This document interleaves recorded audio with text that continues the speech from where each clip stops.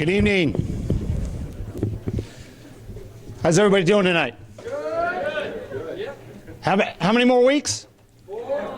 4 weeks. 27 days, 8 hours, what have you.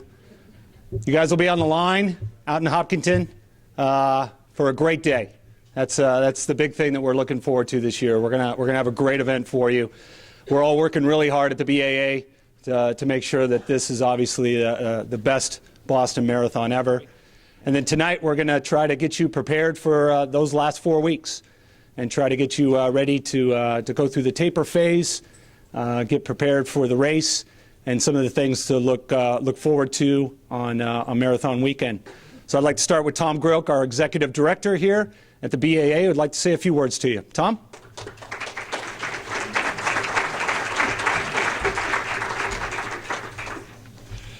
Well, good evening, everyone. I regret being dressed like the maitre d' here. I've just come from another event with one more to follow with just the finest people. I want to talk just briefly about what will happen this year. Sweep of events. What will it be? We will try to do our job, which seems almost small this year, which is to put on a race, or a series of events that will involve a lot of people. What we have found since all the horror of last year is that what serves us best at the BAA is a very hefty degree of focus. Focus on knowing who it is that we serve. Where are our obligations? To whom do we have the greatest obligation? And that's runners and volunteers. And then being very clear, as clear as we can, that our job is to focus on those things that we can do and not get too distracted by those things that we cannot. And for us, it's not, last year we couldn't cure anybody that got hurt. We couldn't catch cowardly bombers. So we did what we could do, which was help runners, help volunteers. And now, this year, our job is to put on a race. And in doing that, we will, to the very best of our ability, take strength from what we have seen since last year, that resilience, that determination that has resonated around the world, what has come to be known as Boston Strong. It has different meanings for different people. For us, what it has come to mean is that people here will live their lives, that you will live your lives the way you choose, no matter what it is that anybody does to try to stop you. David Ortiz was right. It is our freaking city.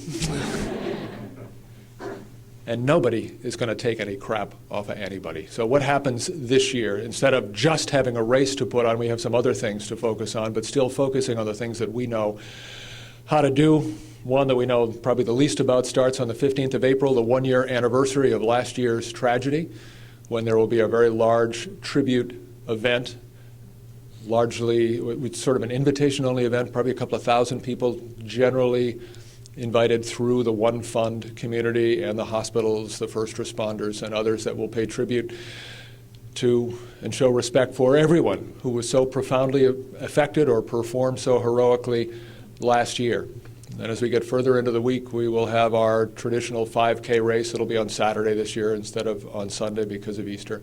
It'll have 10,000 people instead of 6,500 in order to give more people an opportunity to get out there and do something that displays some degree of physical challenge so that they can display that strength of theirs, that is the strength of everyone's, that is this whole notion of Boston Strong.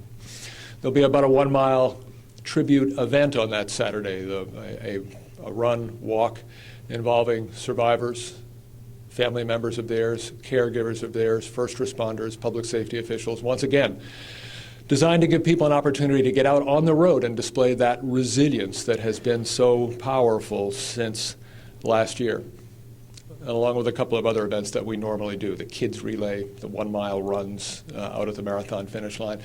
But then when we get to Monday, Patriots Day, April 21st, the idea is to have the Boston Marathon be the Boston Marathon, an international athletic event focused on competition and excellence, yours, and to be a symbol of that resilience of carrying forward. Our job at the BAA is to try to live up to that symbol of resilience.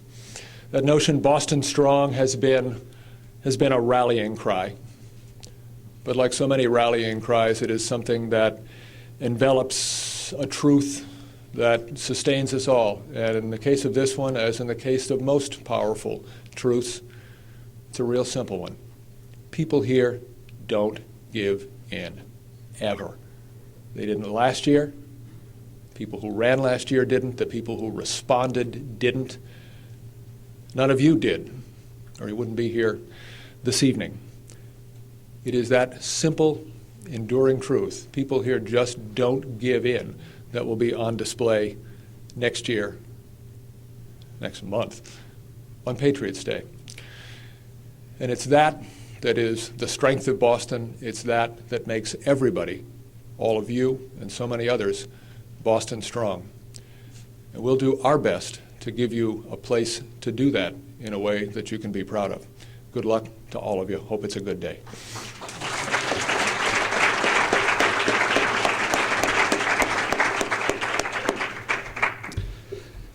Thank you, Tom. Once again, want to welcome everybody here to our third clinic. My name is Mark Davis. I'm the communications manager here at the BAA. I'm the one bombarding you with emails and hopefully keeping the website up to date with as much information as we have possible to make sure that you guys have the most enjoyable Boston Marathon you can.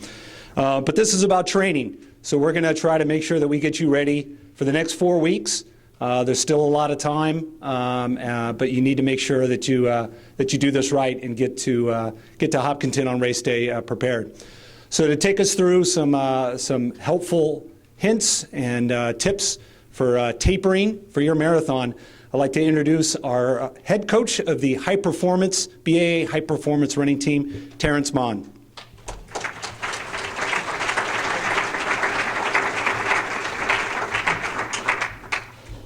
Thanks, Mark.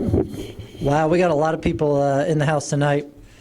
When we started these back in January, everyone was looking a little bit thicker, a little more in the cheeks, and now it's crunch time. I'm seeing a little more gaunt faces, which it's good to see.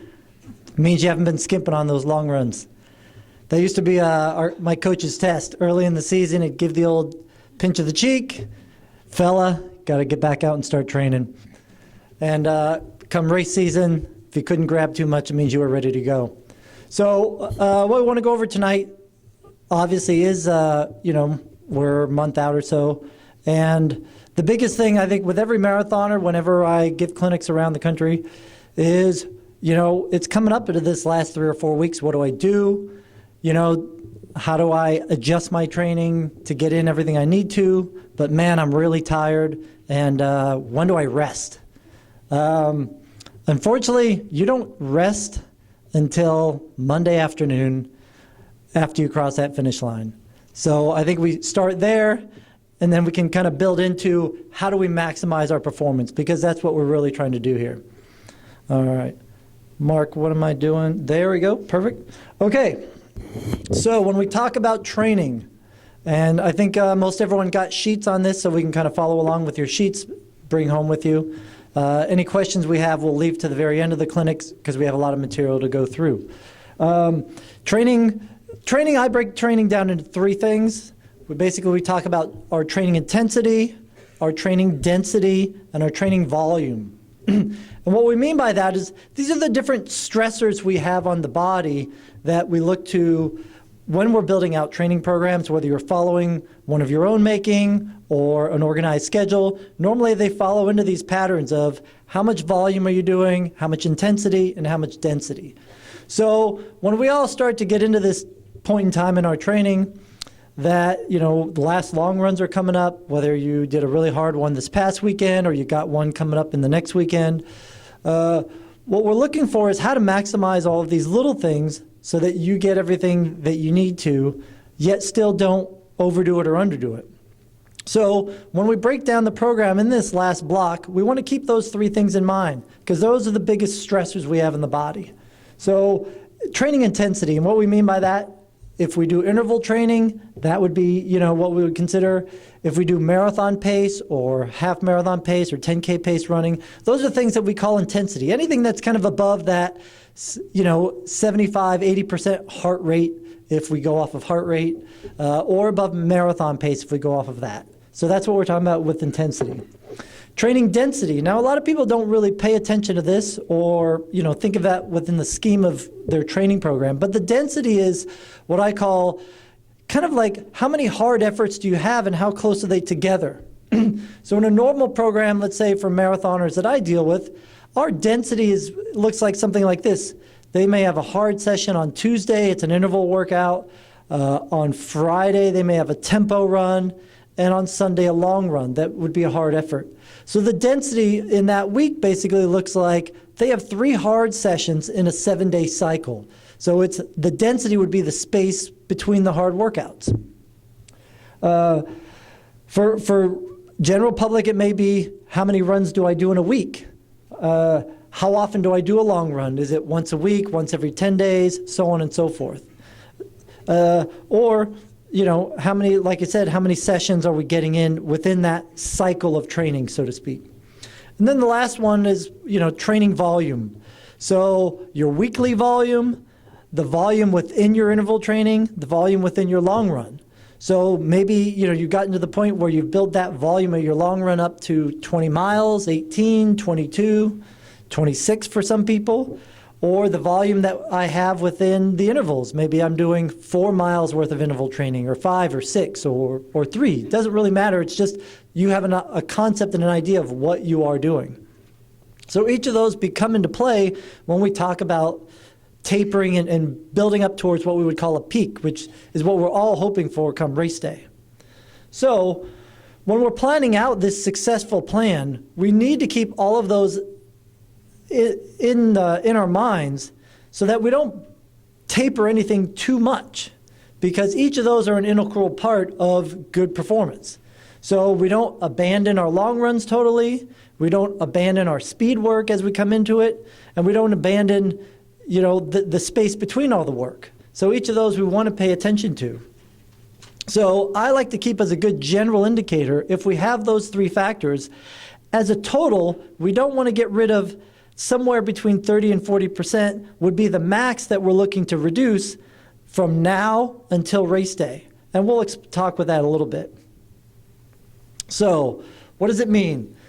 So if we're here and we've got about 4 weeks to go, 3 weeks to go, coming up by the end of the week, what I look at from a general training volume is, let's say if I deal with round numbers, I have an elite athlete that runs 100 miles a week. Probably at this week, we're looking to reduce somewhere, down to 88, 90 miles. And then the following week, we drop another 10 miles. The following week, another 10 miles. From the intensity side of it, so as we're dropping the volume down, ideally, the intensity should actually be building up. And the reason for that is, A, your legs should be feeling a little bit fresher, so you have a little more snap in them, a little pop. So we build up that kind of speed side of it so that the legs are starting to feel good and the race pace starts to feel a little bit easier. So as the volume goes down, the intensity would either stay the same or go up. But it's not like you're pushing for it. It's just a natural feel for, hey, I feel a little better. I'm clicking off the miles a little bit faster. That's okay. And we don't try to hold it back, so to speak, because we want to build up toward that crescendo. But the other factor we want to play into, and the last point comes here, is the density. So when we're looking at reducing volume, what we can do in terms of recovery is maybe give a little bit of space. So if I normally have a long run and then an intensity day maybe 1 or 2 days later, maybe give that extra recovery day so that I get a little extra boost, but I'm still maintaining the intensity of the work without kind of peaking too soon. So if we then go kind of look at the whole progress, so how many people have a big long run plan this coming week? Pretty much everyone. We're following the standard, 3 weeks out. Is this going to be your longest run coming into the race? Wow, a lot of head nods. Okay, great, excellent. Okay, so that, again, pretty normal standard. So what we want to look at, you're coming into the longest run you have up to this race.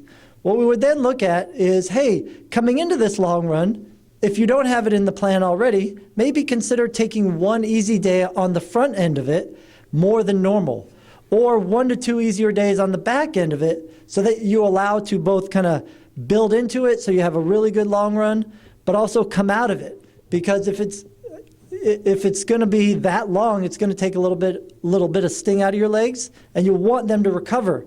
Because the number one thing of getting to the line is getting to the line healthy. So it's, I've seen a lot of people, you come into it and like, oh yeah, that last long run, I really hit it, it was really great. But then I hurt my knee, And it's why? Well, most of them it's because they didn't, respect the stress on the body, and they didn't give it enough recovery time. They just went back and maybe did their Tuesday interval session where they should have pushed it back to Wednesday or even Thursday. How many people are going to do this long run on the course? Everyone, great. Okay, so long run on the course, you're going to get a lot of downhills into it. So even another reason of why to pay attention to that recovery aspect of it. So don't be afraid to give yourself a little bit of space coming out of it, because it is going to be that last big effort up until the race. Good. Okay, but all things being equal, this last long run 3 weeks out isn't like I'm done, put my body on the shelf, and wait until Patriots Day to unleash it. We have to keep training. With my elite athletes, I'll even look to have big efforts 10, 12 days out. When I had Ryan Hall, and we've had Ryan and Meb come here out of our groups in the past who have been on the podium, they've done 12 to 15 mile tempo runs 12, 13 days out from the race. Why? Because we're trying to get their body to remember the pace and not detrain. I think the biggest mistake a lot of people make coming into the marathon is they start detraining. And with that comes feelings of sluggishness. The immune system drops down. Some people get sick. So we always keep that intensity level in there. And that's why I go back to that original thing of when we talked about, not reducing by more than 30 to 40%, because you want your body to still have that feel of the training in you. Reducing 30, 40% is plenty to allow yourself to recover, allow your body to glycogen reload, allow that whole synthesis of this 3-4 months of work to come to a culmination, but not detraining. There's a lot of science on, the human body can start detraining in 7 to 10 days from a heavy load of training. So we can't totally abandon things. I like to have our athletes do their last, even, pretty solid workout Tuesday or Wednesday before the race. So that's that last little bit of a boost from a physiological standpoint, and then we may coast it in. But don't get totally abandon your training just this 3 weeks out. Keep the intensity in there. Still keep the long run session in there. Obviously, it doesn't have to be as long. I would also look to avoid training on the hill so much, particularly in the past 2 weeks, especially for a course like Boston. You want your legs really fresh. So I would avoid getting on the course, especially, maybe 2 weeks, 2 weeks and a half, getting on those hills. I would kind of step back. Your body will understand the hill training if you've done it this week, and it'll remember that all the way through the race. Don't keep pounding the hills. You want your legs fresh and loose and ready to go. Same with the uphill training. Keep your uphill training if you're doing that, going on heartbreak and whatnot. But 10 days out, I would try to flatten it out and let your legs just come back to you. So if you keep the intensity training in there, still get the long runs in, but obviously at a reduced volume, and just give an extra day or two of space in between, and you'll be really ready to go come race day.